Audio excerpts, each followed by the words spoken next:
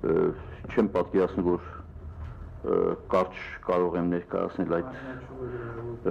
ամեն խնդիրների ծավալը, բայց կաշխատեմ հիմնական այն հարցերը, որոնք վերաբերում են Հայաստանում խոշտանգումներից զերծ մնալու արժանապատվությունը նվաստացնելու ուրեմն վերաբերմունքից եւ անմարդկային վերաբերմունքից զերծ մնալու այդ հարցերը մի քանի կարևոր հաստատություններում։ Նախ եւ առաջ ասեմ, որ ամենավերջին միջազգային փաստաթուղթը, որում արձանագրված են Հայաստանի վերաբերյալ գնահատականները, դա խոշտանգումների դեմ կոմիտեի, ՄԱԿ-ի կոմիտեի կողմից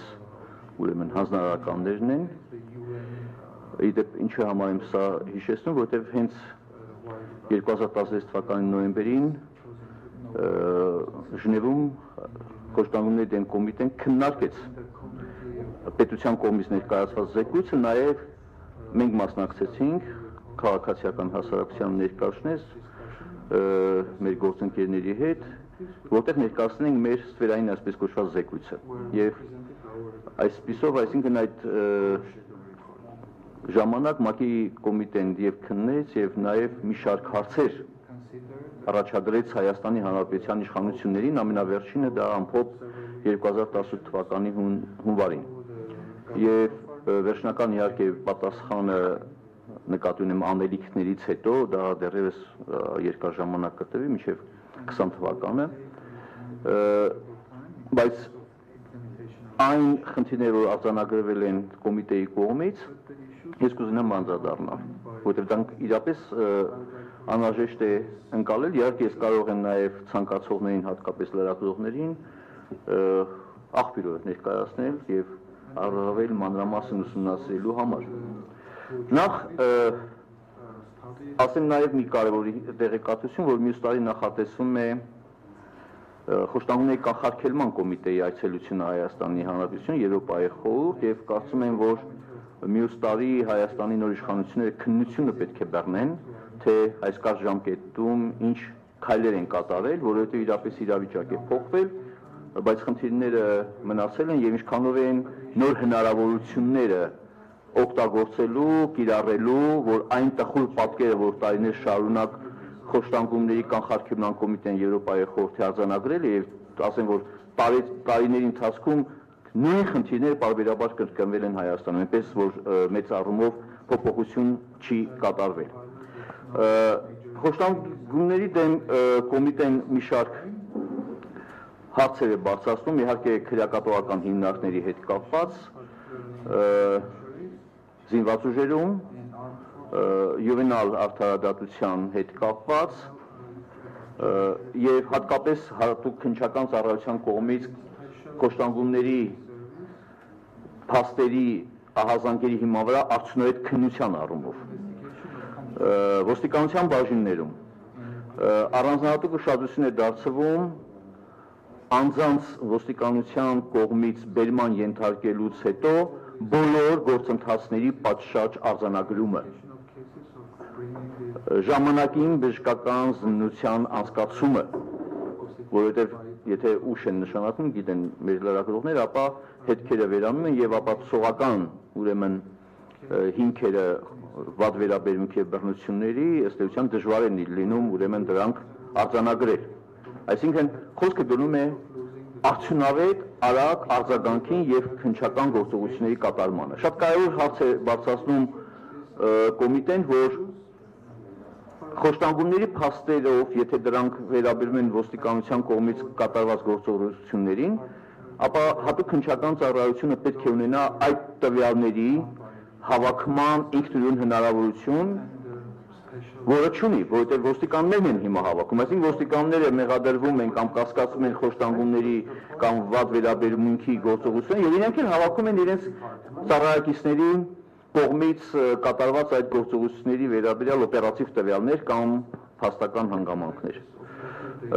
Ինչպես արդեն նշվեց, իհարկե կարևորվում է քննչական գործողությունների տեսաձայնանկարահանումները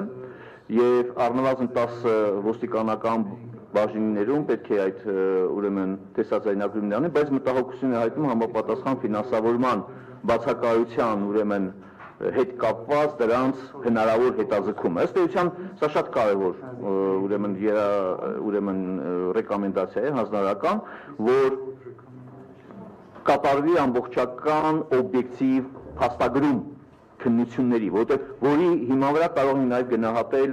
ուրեմն արդյունավետությունը քննչական գործողությունների։ Կարևոր խնդիր է քրեակատողական հիմնարկներում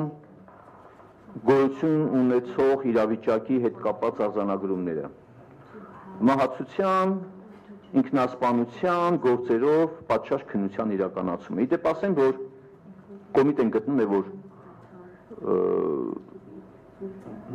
պետք է անպայման թե ոստիկանության, թե քրեակատողական համակարգում եւ ընդհանրապես պաշտոնատար անձանց կողմից վատ վերաբերմունքի դեպքերով քննության դեպքում անհապաղ դադարեցվի նրանց ծառայական պարտականությունների իրականացումը։ Սա շատ կարևոր հանգամանք է, որը եթե քրեակատողական համակարգում ինչ-որ ձևով մենք տեսնում ենք կամ փաստեր, ապա զինված ուժերում կամ ոստիկանության բաժիններում նման պրակտիկան որպես այդպեսին չկա, հա։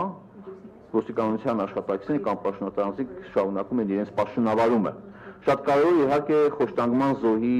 անվտանգության ապահովումը,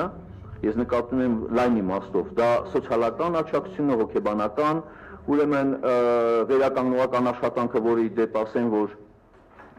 հենց ի սկզբանե, երբ որ կա հազանգը եւ անձը ուրեմն ներկայացնում է, որ ինքը վատ վերաբերմունքի զոհ է դարձել, ապա անհապաղ պետությունը պետք է ապահովի նրան հոգեբանական աջակցություն եւ հիմա մենք մեր ծրագրի շրջանակներում նախատեսում ենք հոգեբանական վերականգնողական այդ ինստիտուտի զարգացումը այս տարածաշրջանային ծրագրով։ Ես ուղղակի հիշեցնեմ վերջի մի դեպք Ասիա Խաչատրյանի հետ կապված, ուրեմն Լեռնային Ղարաբաղում, երբ որ կար վատ վերաբերմունքի փաստ, երբ որ մենք դիմել ենք կառավարությանը, իշխանությանը հոգեբանական վերականգնողական ուրեմն աջակցություն ցուցաբերելու, հայտնել էին, որ դա տեղի ունեցել Լեռնային Ղարաբաղի Հանրապետություն, թող այնտեղ էլ դիմի։ Այսինքն պետությունը իր քաղաքացու նկատմամբ այդ հոգեբանական վերականգնողական այդ ինստիտուտը, որը իդեպ պետք է հիմնադրված լիներ, չի իրականացնում, սա փաստ է։ Քրեակատողական հիմնարկում կոմիտեն առանձին ուշադրություն է դարձնում հոմոսեքսուալ եւ առանձին խոցելի խմբերի նկատմամբ խտրական վերաբերմունքի դեպքերը, որը գտնում է, որ ինքը այդ խտրական մոտեցումները եւ նրանց առանձնահատուկ պայմաններում պահելը ինքը արժանապատվությունը նվաստացնող վերաբերմունք է, քրեական ենթամշակույթի կամ մշակույթի արկայությունը եւ դրա հաղթահարելու անհրաժեշտության մասին է, ուրեմն կոմիտեն արձանագրում եւ նշում է, որ ազատազրկվածների մի խմբի կողմից մյուսի նկատմամբ գերադասությունը եւ բռնություն, դրանով պայմանած նաեւ շատ բռնության դեպքերը պատշաճ քննության չեն արժանանում։ Հիշեցնեմ ուղղակի Անզոր Կարապետյանի նաեւ դեպքը, դա ուղղակի դրա հետ չկապված, բայց այլ բան, երբ որ Արմավիր քրեակատողական հիմնարկում մեկ ամսվա ընթացքում 3 ինքնասպանության կամ մահացության դեպք արձանագրվեց այդ նոր քրեակատողական հիմնարկում։ Իհարկե շատ կարևորում է թե ոստիկանների, թե պաշտոնատար անձանց կրթությունը, պատրաստվածությունը։ Իդեպ ասեմ, որ կոմիտեն շատ հատուկ ուշադրություն դարձրեց 2008 թվականի մարտի 1-ի 10 սպանվածների փաստերով քննության իրականացման, այսինքն այնպես չի, որ երբ որ խոսում են քաղաքական ուժերը, հասարակական կազմակերպությունները մշտապես բոլոր միջազգային ուրեմն միջպետական մարմիններում մարտի 1-ի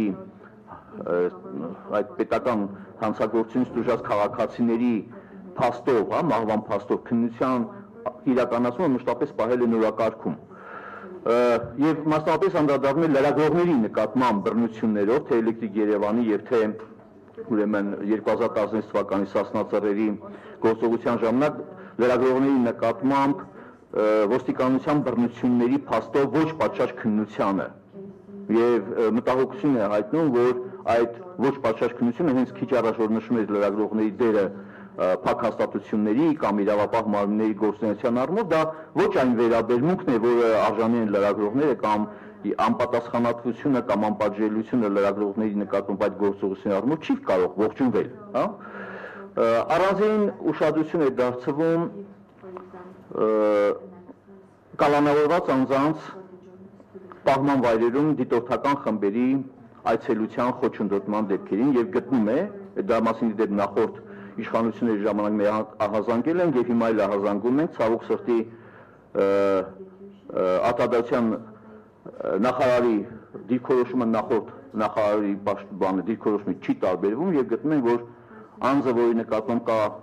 տեսակցության արգելք դա պետք է տարածել նաեւ դիտորդական խմբի այցելություններին որը գտնում ենք անհամաչափ անհիմն եւ հակասում է քրեական դատավարության օրենսգրքի եւ նաեւ քրեակապահովական օրենսգրքի ուրեմն դրույթներին եւ ոչ մի հակասություն չկա եւ անհիմն են բոլոր արգելքները մենք այդպես որտեղ փակ հաստատությունները պետք է բաց լինեն աշտարքին աշխարհի համար, այդ թվում նաև լրագրողների համար, եւ ես հորդորում եմ լրագրողներին շատ ակտիվ լինել քրեակապահովական հիմնարկներ, այցելություններ կատարելու համար դիմումների առումով, առանձին ազատազրկվածների հետ հանդիպելու, խոսելու, նրանց պահման պայմանների, նրանց նկատմամբ վերաբերմունքի փաստերը հրապարակայնացնելու առումով, եթե նախորդ իշխանությունների ժամանակ ես գիտեմ եւ դուք էլ գիտեք, որ դա սահմանափակում էր հիմնավորումով թե ռեժիմային առանձնահատկություններին, հիմա կարծում եմ, որ դա ոչ թե կարծում եմ, դա գտնում որ դա իհարկե անհիմն է, չնայած այնուամենայնիվ փակ հաստատություն չեն կարող ամբողջությամբ փակ պահել, միշտ էլ որոշակի տեղեկատվություն դուրս է գալիս, բայց կարծում եմ այս նոր հնարավորությունների պարագայում թավշահեղափոխությունից հետո պետք է շատ ակտիվ լինել փակ համակարգերի թափանցիկության, հաշվետվողականության եւ նրանցում մարդու իրավունքների խախտումների ուրեմն բացահայտման կամ լուսաբանման տեսակետից, որտեղ սա է հանրային հսկողության եւ վերահսկողության կարևոր ուրեմն հնարավորությունից մեկը եւ դա միտված է եղել ու միտված է եւ որը ցույց է տալիս բոլոր երկրների փորձերը, որտեղ բարեփոխումներ են կատարվել, հենց այդ